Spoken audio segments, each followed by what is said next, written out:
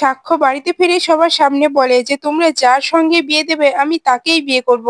সেটা চৈতি হোক বা অন্য কেউ হোক, তাতে আমার কোনো সমস্যা নেই। তখনই দেখা যায় ঝিল কথাটা শুনে অনেক কষ্ট পেয়ে কান্নায় ভেঙে পড়ে। হ্যাঁ বন্ধুরা, এমনটাই দেখা যাবে। বিস্তারিত জানতে ভিডিওটিকে লাইক দিয়ে চ্যানেলটি সাবস্ক্রাইব করে দেখতে থাকুন। গল্পের শুরুতেই দেখা যাবে মিনু বারবার করে ঝিলকে জিজ্ঞাসা করলে যে ঝিল তোর কি হয়েছে, তুই কিচ্ছু বলছিস না, তুই এত ভেঙে পড়ছিস কেন? তখনই দেখা যায় মিলি গিয়ে ঝিলকে জড়িয়ে ধরে বলে যে এত কান্না করছিস কেন বোন, তুই কিছু বল।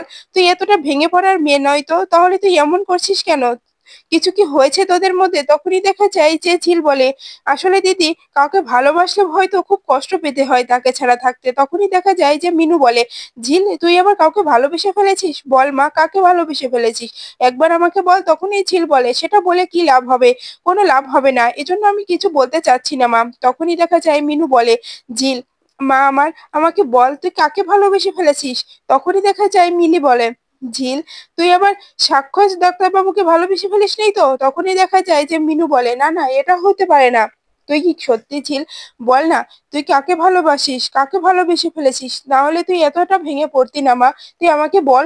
তখনই দেখা যায় যে ঝিল বলে আসলে আমি ওকে খুব ভালোবেসে ফেলেছি, কিন্তু কি করব মা, আজকে আমি যে কাজটা করলাম সেটাও জানার পরে আর কখনোই ও আমার কাছে আসবে না, আমাকে কখনো একসেপ্ট করে নেবে না।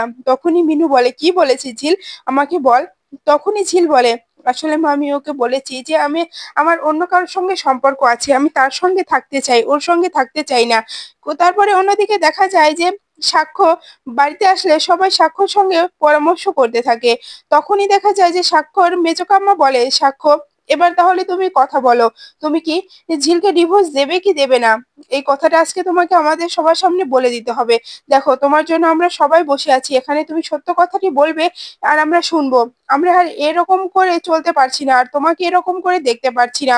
তুমি বলো, তুমি কি চাচ্ছ? তুমি কি ঝিলকে ডিভোর্স দেবে কি দেবে না? তখনই সাক্ষর মা বলে যে কি হচ্ছে মেজো, ছেলে কোনো কথাই বলছে না, ছেলে আসলে আমাদের ভালো মন্দ কিচ্ছু বুঝতে পারছে না। ওই মেয়েটার জন্য আমাদের সম্পর্কটা যে নষ্ট হয়ে যাচ্ছে, এটা ছেলেরা কিচ্ছু বুঝতে পারছে না। আমি চাচ্ছি সাক্ষ্য, তুমি ওই ঝিলকে ডিভোর্স করে দাও, কারণ ঝিল ভালো মেয়ে সেটাও মানছি, কিন্তু ঝিলের সঙ্গে আমাদের পরিবারের সম্পর্ক যায় না, সম্পর্ক হবে না। এজন্য তোমাকে ঝিলকে ছাড়তেই হবে। তুমি দেখো ঝিলের ওই বস্তিতে থাকে, তুমি কখনো কি বলতে পারবে যে ওই ওই বাড়ি তোমার শ্বশুর বাড়ি? তুমি কি শ্বশুর বাড়ি কখনো যেতে পারবে? কখনো যেতে পারবে না। তখনই সাক্ষ্য বলে এত কথা উঠছে কেন? এরপরে দেখা যায় সাক্ষ্যর মা বলে এত কথা উঠবেই বা না কেন, কারণ তোমাকে তো জানতে হবে যে ওই মেয়ের সঙ্গে তোমার কখনোই যাবে না। ওর মা এ বাড়িতে কাজ করতো। তুমি কখনো বলতে পারবে যে তোমার শাশুড়ি মানুষের বাড়িতে, এমনকি তোমার বাড়িতে রান্নার কাজ করতো?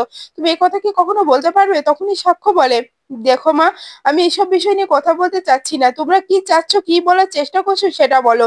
তখনই দেখা যায় সাক্ষ্য ছোটকা বলে ওঠে সাক্ষ্য, আমার জীবনটা তো নষ্ট হয়ে গেছে, আমি যাকে বিয়ে করেছিলাম সে আমার জীবন থেকে চলে গেছে, কিন্তু আমাদের তো এরকম সিদ্ধান্ত ছিল না যে আমি ওকে ছেড়ে দেব। পরিস্থিতির শিকার হয়ে আমাদের আলাদা হয়ে যেতে হয়েছে, কিন্তু আমি চাই না যে তুইও আমার মতো জীবনটা নষ্ট কর। আমার মতো করিস না সাক্ষ্য, কারণ আমার জীবনে যা হয়ে হবার হয়ে গেছে, কিন্তু তোর জীবনটা তো অন্যরকম। তুই ছিলকে বিয়ে করার পর থেকেই তোরা ভেবে নিয়েছিলি যে তোরা ডিভোর্স করে দিবি, আর এখন এই ডিভোর্সের কথা শুনলে তুই এত রেগে যাচ্ছিস কে, সেটা বুঝতে পারছি না। তুই ঝিলকে ডিভোর্স করে দে, কারণ ওর সঙ্গে আমাদের পরিবার কখনোই যাবে না। ও যেখানে বড় হয়েছে সেখানকার মেয়ে এ বাড়িতে এসে বউয়ের অধিকার পাবে, সেটা কেউই মেনে নেবে না। তাই বলছি সাক্ষ্য, তুই ওখান থেকে ফিরে এসে তুই চৈতিকে বিয়ে করে নে। চৈতি অনেক ভালো মেয়ে, চৈতি অনেক ভদ্র মেয়ে, ওর ডক্টর, ওর পরিবার ভালো, সবকিছু ভালো, তাহলে ওর বিয়ে করতে তোর কি সমস্যা হচ্ছে? তখনই দেখা যায় যে সাক্ষর বোন বলে হ্যাঁ দাদা ভাই, তুমি চৈতিকেই বিয়ে করে নাও, তাহলে খুব ভালো হবে। এরপরে দেখা যায় সাক্ষ্য বলে আমি কাকে বিয়ে করব কি করব না সেটা তোমরা ঠিক করছো। আচ্ছা ঠিক আছে, আমি খুব তাড়াতাড়ি ঝিলকে ডিভোর্স করে দেব। ঝিলকে ডিভোর্স করে দিয়ে আমি তোমরা যার সঙ্গে বিয়ে দেবে তার সঙ্গে বিয়ে করব। তখনই দেখা যায় যে স্বাক্ষর বোন বলে যে দাদা ভাই, মন খারাপ করিস না, তুই ঝিলকে যে ছাড়তে চাচ্ছিলি না, ঝিল আমাদের সঙ্গে কখনোই যায় না, কারণ আমি ঝিলকে কখনোই বৌদি হিসেবে মেনে নিতে পারবো না। আমি কখনোই সমাজের বাইরে গিয়ে ওকে বৌদি হিসেবে মানতে পারবো না। তাই ওকে ছেড়ে তুই যে চৈতিকে মেনে নিচ্ছিস এটা আমাদের কাছে খুব ভালো হচ্ছে, কারণ চৈতিদি আমাদের সত্যি খুব পছন্দের একজন মানুষ। এরপরে অন্যদিকে দেখা যায় ঝিল কান্নায় ভেঙে পড়লে মিনু বলে যে আমি তো ওই ছেলেটার কোনো দোষ পাচ্ছি না ঝিল, ওই ছেলেটার কোনো দোষ নেই, তুই যদি ওই ছেলেটাকে এই কথা না বলতি তাহলে হয়তো ছেলেটা যেত না। কারণ যে কেউ এই কথাটা শোনার পরে একসঙ্গে সংসার করতে চায় না। তুই কি মনে করেছিস ঝিল, যে যখন সাক্ষ্য বাবা জানবে যে তুই অন্য কারোর সাথে সম্পর্ক করেছিস তারপরে সাক্ষ্য বাবা তোকে মেনে নেবে, একসেপ্ট করে নেবে? কখনো না, কোনোদিনও হতে পারে না। সেজন্য বলছি তুই অনেক বড় ভুল করে ফেলেছিস। তখনই দেখা যায় যে মিলি বলে, মা তুমি ভুল বলছো, বোন যেটা করেছে সেটা ভালো করেছে, ওই ছেলেটারও দোষ আছে। যখন ঝিল এই কথাটি বললো তখন ছেলেটা আর একটু জোরাজুরি করতে পারতো, ও কথাটা শুনেই সরে গেল কেন?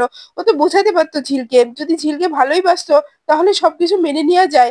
আর ও এক কথায় ঝিল যেহেতু বলে ফেললো যে আমি অন্য কাউকে ভালোবাসি, সেজন্য ছেলেটা এখান থেকে চলে গিয়ে বিয়ের প্রস্তাবে রাজি হয়ে গেল। এটা কি ওর কোনো মনে সাই ছিল না? ওরও এটার সাই ছিল। ও চাচ্ছিল যে ঝিল ডিভোর্সটা করে দিলেই ও চৈতি ম্যামকে বিয়ে করে নেবে, বিয়ে করুক না চৈতি ম্যামকে। এরপরে অন্যদিকে দেখা যায় এই সাক্ষ্য বলে যে তোমরা যার সঙ্গে বিয়ে দেবে তার সঙ্গে আমি বিয়ে করতে রাজি আছি, সে যেই হোক, যে চৈতি হোক বা অন্য কেউ হোক, তাতে আমার কোনো সমস্যা নেই, কিন্তু বারবার আমাকে এখানে ডেকে সবার সামনে হ্যারেস করবে না। তখনই ঠাম্মা বলে, সাক্ষ্য তুমি কিন্তু খুব রেগে যাও অল্পতেই, এতটা রাগ করা ভালো না। তখনই সাক্ষ্য বলে, আমি কোনো কিছু রাগিনি ঠাম্মি, আমি কোনো কিছু রাখছি না, তোমরা যেটা বলছো আমি তো সেটাই করছি। আমি খুব তাড়াতাড়ি ঝিলকে ডিভোর্স দিয়ে দেবো, কারণ ঝিল ডিভোর্স অলরেডি দিয়ে দিয়েছে, খালি আমিই বাকি আছি। আমি 2-1 দিনের মধ্যেই ঝিলকে ডিভোর্স করে দেবো, তোমরা চিন্তা করো না। কথাটা শুনে সবাই খুশি হয়ে যায়।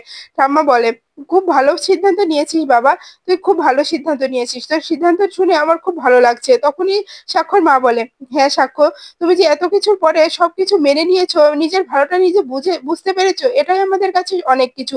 তুমি নিজের ভালোটা বুঝে ওই মেয়েটাকে ডিভোর্স দেওয়ার সিদ্ধান্তটা নিয়ে নিয়েছো, এটা শুনে খুব ভালো লাগছে। তখনই দেখা যায় সাক্ষ্য বলে, মা আমি খুব ভালো করে জানি যে তোমরা ঝিলকে টাকা দিতে চেয়েছিলে, কিন্তু ঝিল কোনো টাকা পয়সা না নিয়ে ঝিল ডিভোর্স দিতে রাজি হয়েছে, কারণ ঝিল টাকা পয়সা লোভ করে না। তখনই দাদু বলে যে খুব ভালো হয়েছে, ওই মেয়ের কথা আর এ বাড়িতে হবে না। এরপরে অন্যদিকে দেখা যায় যে ঝিল মিনুকে বলে, মা আমি আর কোনো কিছু সহ্য করতে পারছি না, আমাকে একটু শান্তি দেবে মা, আমি এই কষ্টটা নিতে পারছি না, আমার এত কষ্ট হচ্ছে কেন কিচ্ছু বুঝতে পারছি না।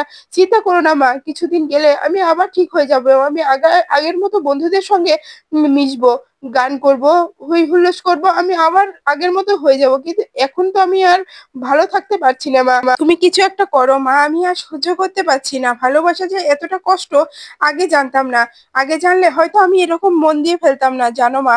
ও আমাকে অপারেশনের আগে এমন একটি কথা বলেছে যা আমি ভুলতে পারছি না। তখনই মিনু বলে, কি বলেছে মা, তুই আমাকে একবার বল কি বলেছিল, ও কি অভিনয় করেছিল? তখনই ঝিল বলে, মা সবকিছু অভিনয় ছিল, আসলে ও যে এত ভালো অভিনয় করতে পারে আমি আগে বুঝতে পারিনি, এখন জানি ও অনেক ভালো অভিনয় করতে পারে। ও আমার সঙ্গে এমনটা কি করে করতে পারলো মা? তখনই দেখা যায় যে মিনু বলে, কি বলেছে মা, তুই আমাকে একবার বল, তুই তো সব কথা আমাদেরকে বলিস, তাহলে এ কথা বলছিস না কেন, এ কথা বল, কি বলেছে সাক্ষ্য তোকে? তখনই ঝিল বলে, না মা আমি বলতে পারবো না, আমি বললে অনেকটা আমার কষ্ট লাগবে। তখনই মিলি বলে, বোন কি বলেছিল, বল আমাকে, বল কি বলেছিল। কারণ ভালোবাসা এমনই হয়, ভালোবাসা কখনো ভোলা যায় না। আমি দেখ না, সম্পর্কটা ভেঙে ফেলেছি, আমি ও বাড়িতে সংসার করি না, কিন্তু তবুও তো আমার স্বামীকে এখন অব্দি ভুলতে পারিনি। ও আমাকে ভুলে গেছে, ও আবার নতুন করে সংসারও শুরু করেছে, কিন্তু আমি তো পাইনি সেটা।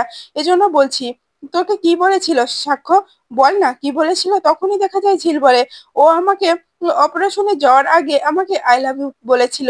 আমি ভেবেছিলাম সত্যি হয়তো আমাকে ভালোবেসে ফেলেছে, কিন্তু না মা, ও আমাকে একটু ভালোবাসে না, ও আমাকে ভালোবাসতে পারে না।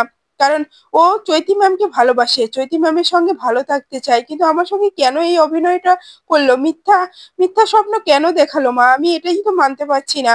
যে ও আমাকে ভালোবাসে না, আমি তো জানতাম যে অপারেশনের পরে আমরা আলাদা হয়ে যাব, কিন্তু কি দরকার ছিল যে আমাকে ভালোবাসি কথাটা বলার। এরপরে অন্যদিকে দেখা যায় যে স্বাক্ষর কাকিমা বলে যে, সাক্ষ্য তুমি সিদ্ধান্তটা নিয়ে খুব ভালো করেছো, কারণ যদি ওই ছেলের সঙ্গে তোমার সম্পর্কটা থাকতো, তোমাদের সন্তান হলে সে কি বলতো, মামার বাড়ি কি কি ঠিকানা দিত, ওই কি তার মামার বাড়ি? মামার বাড়ির একটা ছেই থাকে আলাদা, তো ওই বাড়িতে কখনোই সে যেতে পারতো না। এজন্য তোমার সিদ্ধান্তটা অনেক ভালো হয়েছে। এরপরে স্বাক্ষর মা বলে, হ্যাঁ সাক্ষ্য আমি খুব খুশি হয়েছি, এবার আমি চৈতির সঙ্গে খুব তাড়াতাড়ি তোমার বিয়েটা দিয়ে দেবো। চৈতি অনেক ভালো মেয়ে, ও ডক্টর, একসঙ্গে তোমরা নার্সিং হোমে কাজ করো, তোমরা একসঙ্গে থাকলে খুব ভালো হবে, তোমাদের সংসারটা খুব ভালো হবে, সন্তান খুব ভালো হবে। এরপরে দেখা যায় সাক্ষ্য বলে, দেখো আমি এত কথা বলতে চাচ্ছি না, তো আমার যে সিদ্ধান্ত আমি তোমাদেরকে জানিয়ে দিয়েছি, আর আমার কথা বলতে ভালো লাগছে না, তাই আমি এখন এখান থেকে চলে যাব। এরপরে দেখা যায় যে স্বাক্ষর মেজকাম্মা বলে, সাক্ষ্য, তাহলে আমরা চৈতির সঙ্গে কথাবার্তা বলে ফেলি? তখনই সাক্ষ্য বলে, সেটা তোমাদের বিষয়। আমি কি জানি তোমরা কি কথা বলবে কি বলবে না, সেটা সম্পূর্ণ তোমাদের ব্যাপার। আমার যেটুকু বলার ছিল আমি সেটুকু বলে দিয়েছি, আমি আর কিছু বলতে পারছি না। এরপরে দেখা যায় যে সাক্ষর বোন বলে যে, যা করেছিস দাদা ভাই, আমরা খুব খুশি হয়েছি, কারণ আমরা চৈতিদিকে খুব পছন্দ করি। চৈতিদি আমাদের বৌদি হলে খুব ভালো হবে। ও আমাদের সঙ্গে যায়, আমাদের সঙ্গে ম্যাচিং হয়, ওর সঙ্গে কোথাও বেরোনো যায়, কিন্তু ঝিলের সঙ্গে কোথাও বেরোনো যেত না। এই জন্য ঝিলকে বাদ দিয়েছে, চৈতি দিদিকে ভালোবেসে বিয়ে করছো। চৈতিদি এবারই বউ হবে, এটা জেনে আমার খুব ভালো লাগছে, কারণ চৈতিদি আমাদের সবকিছু বুঝতে পারে। তখনই দেখা যায় যে সাক্ষ্য বলে, দেখো তোমরা কিন্তু বাড়াবাড়ি করছো, আমি তো বলে দিয়েছি, তারপরে ওই মেয়েটাকে অপমান করে কথা বলছো কেন? অপমান করে কথা বলো না। আমি তো ওই মেয়েকে ডিভোর্স দিয়েই দেবো। ও আমাকে যে কথাটা বলেছে, এই কথাটা আমাকে রাখতেই হবে। এর জন্য আমাকে ডিভোর্স দিতেই হবে, ওর সুখের জন্য হোক আমাকে এই কাজটা করতে হবে। তখনই সাক্ষ্যর মা বলে, কি বলেছে ও? সাক্ষ্য আমাকে বলবে? তখনই সাক্ষ্য বলে, না, এটা সম্পূর্ণ আমার আর ওর বিষয়, আমি এটা কাউকেই বলতে চাই না। আমি কি ভেবেছিলাম মা জানো? যে আমাদের বিয়েটা হয়ে গেছে তো হয়ে গেছে, আমি ওকে ছাড়তাম না, আমি ওকে মানুষ করে নিতে চেয়েছিলাম, শিক্ষা দিতে চেয়েছিলাম, যে ও ভালোভাবে আমার সঙ্গে সংসার করুক, আমি সেটাই চেয়েছিলাম। কিন্তু দেখো তোমরা কেউই ওকে মেনে নেওনি, কেউই একসেপ্ট করে নেওনি, এজন্য ও আমাদের থেকে দূরে চলে গেল, আমি ওকে ছেড়ে দিলাম। এরপরে এই মেজকাম্মা বলে, দেখো সাক্ষ্য, তুমি যে সিদ্ধান্তের কথা বলছো, যে কথা বলতে চাচ্ছিলে যে ঝিল যদি থাকতো তুমি ওকে শিক্ষা দিতে, ওই মেয়েকে শিক্ষা দেওয়া এতটা সহজ না। ও কখনোই ভালো হতে পারে না, ওর মনটা ভালো হতে পারে, কিন্তু ও যেখানে ছোট থেকে বড় হয়েছে সেখান থেকে আসা মেয়ে আমাদের এই সোসাইটিতে মানায় না। এজন্য এ কথা মনেও আর এনো না। এরপরে অন্যদিকে দেখা যায় ঝিল খুব কান্না করতে করতে তার মাকে বলে, যে মা, আমি সেই কথাটি ভুলতে পারছি না, কেন বলেছিল ও বারবার, কেন আমাকে বউ বউ বলে সবার কাছে বলছিল, আমি এটা কিছুতেই ভুলতে পারছি না। তখনই দেখা যায় মিনু বলে, আমি তাও ওর কোনো দোষ দেখতে পাচ্ছি না ঝিল, কারণ ওকে যদি তুই এই কথাটি না বলতি তাহলে হয়তো ও যেত না। তো তুই হয়তো ওকে ভুল বুঝছিস মা। তখনই ঝিল বলে, না মা, আমি ওকে ভুল বুঝছি না, ও চৈতি ম্যামকে সত্যি ভালোবাসে, তার সঙ্গে ভালো থাকতে চাই, কারণ চৈতি ম্যাম তো নিজেই বলেছে। তখনই দেখা যায় যে মিনু বলে, ঝিল, চৈতি হয়তো মিথ্যে কথাও তো বলতে পারে, তুই একবার সাক্ষ্যকে জিজ্ঞাসা করে দেখতি যে ও কি বলতো। তখনই দেখা যায় যে ঝিল বলে, না, ওকে জিজ্ঞাসা করব না, ওকে কিচ্ছু জিজ্ঞাসা করতে হবে না আমাকে, কারণ আমি খুব ভালো করে জানি যে ওর মনে কি চলছে। আমি ওকে চৈতি ম্যামের সঙ্গে খুব হাসি খুশিতে থাকতে দেখি, কিন্তু যখন কথা বলে তখন ও রেগে রেগে কথা বলে, কিন্তু যখন চৈতি ম্যামের সঙ্গে কথা বলে কত হেসে খুশি কথা বলে। আমি সবকিছু দেখেছি। এরপরেও কি আমার মন বলছে যে ও আমাকে ভালোবাসে? না, ও আমাকে ভালোবাসে না, ও চৈতি ম্যামকে ভালোবাসে। চৈতি ম্যামের সঙ্গে ভালো থাকুক না, তাতে আমার কোনো আসে যায় না, কিন্তু চিন্তা করো না মা, আমি সবকিছু ঠিক করে দেব। আমার কিছুটা সময় দাও, আমি ঠিক আগের মতো আবার শুরু করব। আমার লাইফে শুধু গান আর বন্ধুরা ছাড়া কিচ্ছু থাকবে না। আমি আর কখনো বিয়ে করব না, আমি আর কখনো বিয়ে করতে চাই না। আমি এভাবে কাটিয়ে দেবো আমার দিনগুলো, তোমরা কখনো আমাকে জোর করবে না বিয়ের জন্য। তখনই মিলি বলে, ঝিল, এভাবে বেঁচে থাকা যায় না। আমি বেঁচে আছি, আমি জানি এর কষ্টটা কতখানি, এজন্য বলছি তুই এখনো সময় আছে, তুই সাক্ষ্যর সঙ্গে কথা বল। তখনই ঝিল বলে, দেখ দি, আমি কোনো কথা বলতে পারবো না, আমি সাক্ষ্যকে যা জানার জানিয়ে দিয়েছি, আমি আর কোনো কথা বলতে পারবো না। তখনই মিনু বলে, মিলি, এবার থাম, অনেক হয়েছে, আর কিছু বলতে হবে না, ওর যা মনে হচ্ছে ও তাই করুক, ও যদি যাতে ভালো থাকতে পারে তাই থাকুক। তখনই ঝিল বলে, মা, আমার খুব কষ্ট হচ্ছে মা, তুমি আমাকে একটু শান্তি এনে দেবে? আমি একটু শান্তিতে থাকতে চাই, আমি আর এই টেনশনটা নিতে পারছি না, আমি কি করব সেটা বুঝতে পারছি না।